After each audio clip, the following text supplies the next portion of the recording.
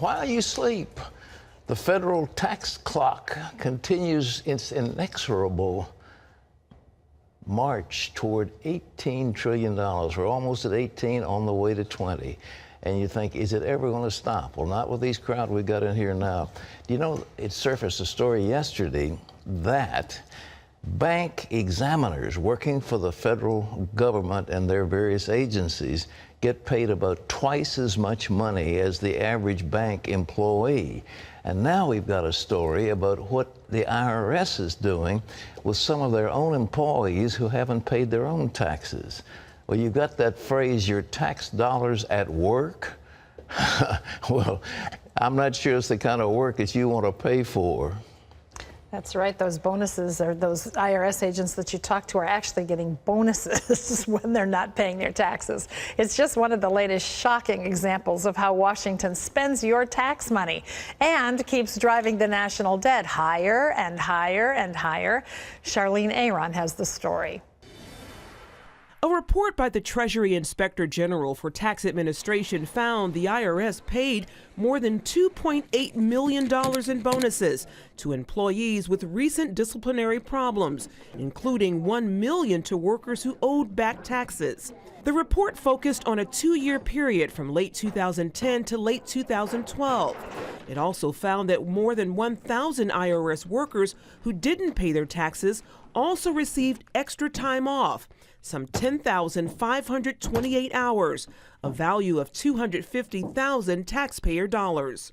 Other examples of misconduct by workers getting bonuses included misusing government credit cards for travel, drug use, violent threats, and fraudulently claiming unemployment benefits. The Assistant Inspector General of the Treasury Department called the actions alarming, saying, "Certainly some of this is egregious. Someone working at the IRS shouldn't be getting a performance award." Outraged taxpayers agree. I'm absolutely appalled. Just so many stupid things go on in our country anymore. That's not the only example of hypocritical policies in the government. A former official for the Federal Reserve writes in the Wall Street Journal that banking regulators make nearly 3 times as much as bankers themselves. Paul Kupiec writes, the average salary of a bank employee was just under $50,000 in 2012, compared to over $190,000 for workers at FDIC and other regulatory agencies. The evidence that federal spending is out of control keeps piling up. The Congressional Budget Office projects the federal debt will go from $17.7 trillion today to $27 trillion in 10 years. That could leave the average American facing a higher tax burden just to pay off Washington's folly. Charlene Aaron, CBN News. You wonder, ladies and gentlemen, when are people going to wake up and start smelling the coffee and really get with it? I mean, it's time to vote these clowns out of office as fast as we can and change things. There's got to be a drastic change. But, you know, the amazing part of what's happening is that people have voted them in. But it's interesting, one of the labor leaders has a scathing letter that he wrote against Obama in relation to this Keystone XL pipeline, because they know that there's one rich liberal in San Francisco who has been holding this whole thing up because he's a big donor to Democrat political causes. And the workers who would benefit from that pipeline and also having energy independence in our country are now getting shafted. And they know it. And they will not vote against for Obama again because he's not running, but they will start kicking all the people out. It's about time the labor unions join with others to say, we've got to stop this. They are bankrupting our government. They're bankrupting our country. And you can't imagine the United States of America having a default in its debt, but it's going to do it if we don't stop. Well, big government is also the issue in another land dispute. It moved from Nevada to Texas. John Jessup has more on that story. That's right, Pat. Texas Attorney General Greg Abbott is questioning a move by the federal government to possibly take over thousands of acres of land in northern Texas. The land in question is along the Red River border with Oklahoma. Abbott says the Bureau of Land Management's claims, quote, upset long-settled private property rights and undermine fundamental principles, including the rule of law that form the foundation of our democracy. Fox News reports the Bureau says the land was long ago determined to be public property. This latest dust-up comes after a standoff in Nevada between a rancher and federal agents. Well, American troops are on their way to Poland and the Baltic states, sending a clear message to Moscow. 600 soldiers are en route to Poland, Lithuania, and Latvia and Estonia to conduct military exercises. The Pentagon calls this a direct response to Russia's growing incursion in Ukraine. Nothing we've seen out of Russia or their armed forces is de-escalating the tension. These exercises were conceived as a result of what's going on in Ukraine. The move comes just one day after Vice President Biden visited Kiev and pledged $50 million in new support for the country. Pat? You know, I was a great friend, not much a friend, but as a supporter of Ronald Reagan, and I would like to think of him as a friend, but nevertheless, he made an egregious mistake in Lebanon some years ago when faced with growing Muslim insurgency and Hezbollah and those other people that were beginning a civil war there. He put in a battalion of troops and put them in an ill-conceived location without proper perimeter security. And they were overrun, and there were several hundred that died because of a bomb that was set off in their midst. It was a tragic thing. He should have put in a division, not a weak battalion. And the idea that we're going to put 600 troops into Poland and Latvia and Lithuania, and we think that's going to stop the Russians from doing anything, this is a joke. It's an absolute joke. And the vice president comes out and says, well, we're going to take strong action, and I'm going to loan you $50 million sometime. I mean, give me a break. How foolish can you get? And Putin is just laughing his head off at the fecklessness of our foreign policy. And again, folks, you just cry out to God, please, please do something to help this great nation. John? Whether or not President Obama's foreign policy is strong enough is one of the key questions on his 8-day trip to Asia. He arrived in Tokyo today on his first stop. After Japan, he'll visit the Philippines, South Korea, and Malaysia, but not China.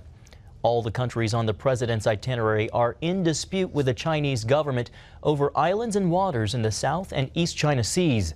The White House says the president will reassure its allies the U.S. values those relationships. China expert Gordon Chang is an author and contributor to Forbes.com. He told CBN News U.S. allies fear the administration will not respond forcefully to what many see as an increasingly belligerent China. It really is to reassure our friends and allies in East Asia. They've been unnerved by the indecisive diplomacy of the White House, especially in connection with Syria and now, of course, Ukraine. We need to be very clear, in public as well as in private, that the United States will defend its allies and friends in East Asia, and that we will be the guarantor of security, and that the Chinese have to act within norms. You can see the full interview with Gordon Chang at our website, cbnnews.com. The United States and Europe should set aside their differences with China and Russia and instead focus on the growing threat from radical Islam. That's the warning from former British Prime Minister Tony Blair. He believes that issue should be at the top of the global agenda. But instead, he says many in the West seem to be curiously resisting to face up to it. Blair wants the U.S., Europe, and others to support the new government in Egypt against its opponents in the Muslim Brotherhood. And he says the future of the region depends on what happens in Egypt. Pat? Well, you know, Tony Blair is a very intelligent guy. I think he's a dedicated Christian, but in any event, he is a very astute politician. He sees the threat, and he is appalled, as I am, that political correctness has taken the day against intelligence. we need to understand the enemy we're up against, and these people are out to destroy us. The Muslim Brotherhood has one goal, and that's to reestablish the caliphate and to reestablish Sharia law and to enshrine the Quran as their book and jihad as their way. They say that. They say it over and over again, and somehow we think, well, they're, quote, moderate Muslims. There's nothing moderate about them.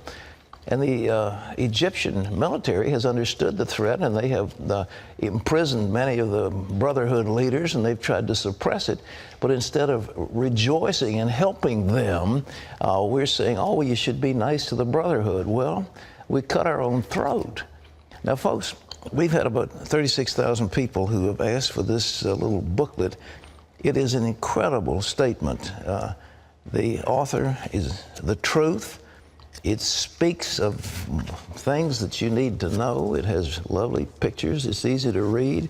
And it has the truth.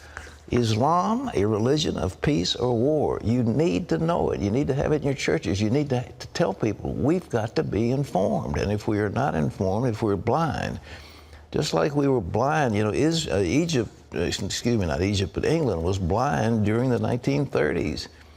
While Britain slept, Adolf Hitler put together a massive military force. He couldn't have gotten away with it if the people in England and France had listened to men like Winston Churchill, but they didn't listen until they went to war, and 50 million people died. Terry. Well, I want to give you a comment, a viewer comment, to someone who wrote in for the Islam book that you're talking about. This is Tom from Texas. He said, today I received a copy of Islam, Religion of Peace or War. What a fantastic piece of information. I immediately started reading it. It took less than an hour. I am a 700 Club member. I would love to receive additional copies to distribute as God guides me. So this is just one comment from thousands of people who've written in for it. We'd like churches to have copies. I think that we'll give this away for free for the one, but if you want 100 copies or 1,000, we've got to have a little money to pay for it. But anyhow, you can call us or write. It's 1-800-759-0700, or you can log on to cbn.com, and that would be something that every church should have. Every Christian needs to read this and find it. Understand. It was vetted by people who are Arabic speakers and experts on the Quran and the Hadith and the Sharia law and these other aspects of Islam. And, you know, it's just there, and you need to have it. Okay, John. Pat, Israel's military capability has been beefed up after buying some huge military cargo planes from the U.S. CBN News got an inside look at what these planes can do. Chris Mitchell brings us that story from Jerusalem. Top U.S. and Israeli officials greeted the first of 6 U.S.-made transport aircraft sold to Israel as it landed at the Nevatim Air Force Base. The deal is seen as a milestone in U.S.-Israel relations. The C-130 has been around since the 1950s, but this newer model can fly higher and is bigger, faster, and quieter. It can fly 4,000 miles without refueling. That's like flying from Canada to Israel, or nearly 4 times the distance from Israel to Iran. Israeli Air Force Chief Major General Amir Eshel calls it the best plane of its kind. That will be able to operate in long ranges, in a variety of missions, day and night, all weather, all type of joint operations with other special forces. Almost 40 years ago, Israeli commandos used an older C-130 as part of the raid on Uganda's Entebbe airport to rescue hostages from a hijacked Air France flight. It was Israeli C-130Es, Hercules aircraft, that brought the commandos to the fight and delivered the hostages from peril to freedom. Dubbed the Super Hercules, Israel named its new C-130J after the biblical hero Samson, or Shimshon in Hebrew. During a welcome ceremony, U.S. Ambassador to Israel Dan Shapiro called the name fitting. More than 3,000 years ago, Shimshon became a judge and a hero for the Israelites, renowned for his cleverness, wisdom, fearlessness, and above all, his strength. These 3 qualities epitomize the Israeli Air Force. CBN News received an inside look at the aircraft. Lieutenant Colonel A flew this first plane to Israel. We've hidden his identity for security reasons. It has a lot more capabilities, a lot more possibilities of being precise and safe on doing your missions. Developed by Lockheed Martin in the U.S., Israel customized its aircraft with some special systems. With all its Israeli systems in, will outperform any C-130J in the world, I think, and will give the Israeli Air Force and the IDF better possibilities and advantage in all its challenges. Chris Mitchell, CBN News. Want to know which country is going to win the most Nobel Prizes? Well, just take a look at how much chocolate they eat. That was the finding from a study in the New England Journal of Medicine in 2012. It says there's a surprisingly powerful correlation between a country's chocolate intake and the number of Nobel Prize winners in that country.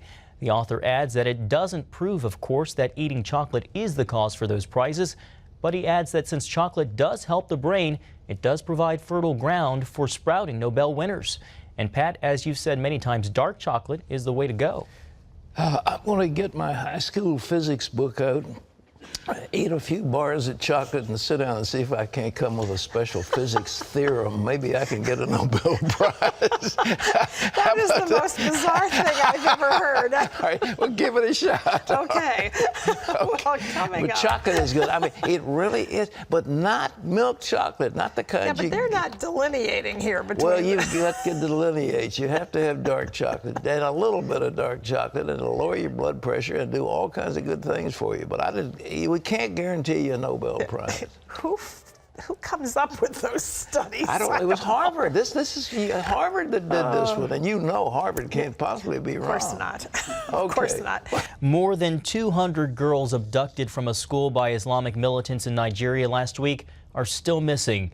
The military has mounted an extensive hunt, and desperate parents spent days searching for their children, but to no avail. Dozens of the kidnapped girls managed to escape by jumping from the back of an open truck or hiding in a dense forest. The United Nations says hundreds of civilians were massacred in the city of Bentiu in South Sudan last week. Many lost their lives after taking shelter inside a mosque, thinking it was safe. But they were trapped as rebel forces seized control of the town from government troops. A UN official described the scene saying piles and piles of bodies were left behind after the shootings inside the mosque, in the hospital, and on the streets. The attack targeted certain ethnic groups and may have been sparked by radio calls for revenge. Well, you can always get the latest from CBN News by going to our website at cbnnews.com.